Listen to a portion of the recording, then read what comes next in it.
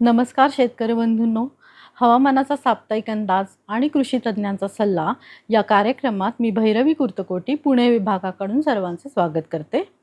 सर्वप्रथम आपण मागील आठवड्यातील पर्जन्यमान स्थिती बघू. मागील आठवड्यात राज्यात हवामान पूर्णतः कोरडे होते.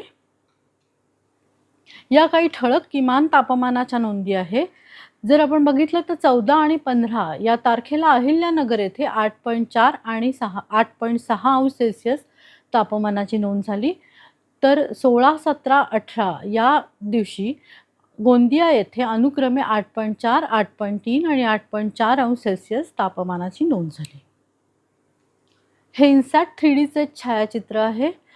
महाराष्ट्राभोवती कोणतीही सिस्टीम सक्रिय नसल्यामुळे राज्यात पुढील 5 दिवस हवामान पूर्णतः कोरडे राहण्याची शक्यता आहे. आणि तापमानाचा विचार केला तर कोकण, मध्य महाराष्ट्र आणि मराठवाड्यात कमाल तापमानात हळूहळू वाढ होईल आणि त्यानंतर कोणताही बदल होणार नाही. पुढील 7 दिवसात कोकण, मध्य महाराष्ट्र, मराठवाडा आणि विदर्भात किमान तापमानात कोणताही बदल होणार नाही. तर विदर्भात कमाल तापमानात देखील कोणताही बदल होण्याची शक्यता नाही. उत्तरेकडून गार वारे येत असल्यामुळे सध्या राज्याला थंडीची लाट राज्यात आलेली आहे. पुढील 5 दिवसांसाठी राज्यासाठी कोणतेही इशारे देण्यात आलेले नाहीत. पुढील 2 आठवड्यांसाठी पर्जन्यमान स्थितीचा अंदाज घेतला तर पहिला आठवडा म्हणजे 19-12 ते 25-12 या कालावधीत राज्यात हवामान पूर्णतः कोरडे राहण्याची शक्यता आहे.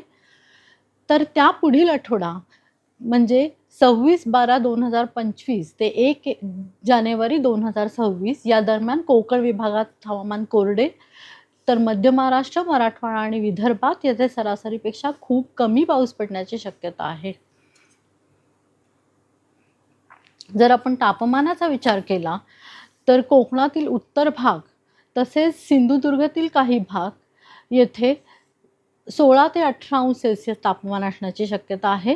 तर कोकणातील उर्वरित भाग व मध्य महाराष्ट्रातील घाट विभाग येथे 14 ते 16 अंश सेल्सिअस तापमान असेल.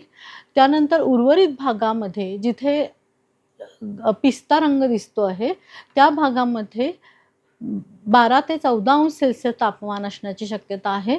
तर राज्यातील उर्वरित भाग मराठवाडा, विदर्भ या भागांमध्ये 10 ते 12 अंश सेल्सिअस तापमान असण्याची शक्यता आहे. आपण जर सरासरीशी तुलना केली तर सरासरीत राज्यातील उत्तर भागामध्ये कोकण तसेच मध्य महाराष्ट्रातील उत्तर भागामध्ये 1 ते 2 अंश सेल्सिअसने तापमान सरासरीपेक्षा जास्त असण्याची शक्यता आहे. तर दक्षिण कोकण, दक्षिण मध्य महाराष्ट्र, मराठवाडा तसेच गडचिरोली या भागामध्ये 2 ते 4 अंश सेल्सिअसने तापमान सरासरीपेक्षा कमी असण्याची शक्यता आहे.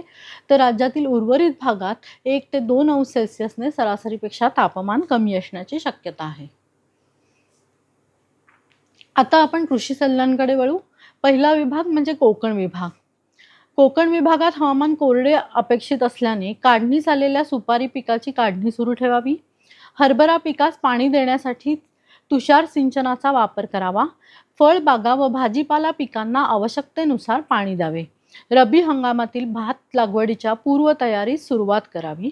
कुळीथ, चवळी, मधुमका, शिशुमका पिकात अंतर मशागत करावी. मिरची पिकावरील रसशोधक किडींचा प्रादुर्भाव दिसून आल्यास नियंत्रणासाठी डायमिथोएट @15 मिलीलिटर प्रति 10 लिटर पाण्यात मिसळून फवारणी करावी. त्या पुढील विभाग म्हणजे मध्य महाराष्ट्र.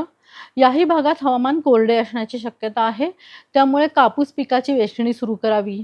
तसेच सुरू ऊसाची लागवड करावी. गहू, हरभरा, ज्वारी, रब्बी पिके, ऊस, भाजीपाला व फळबागात आवश्यकतेनुसार पाणी देण्यात यावे. बागायती सूर्यफूल पिकास पेरणीनंतर 1 महिन्याच्या आत 30 किलो नत्र प्रति हेक्टरी द्यावे.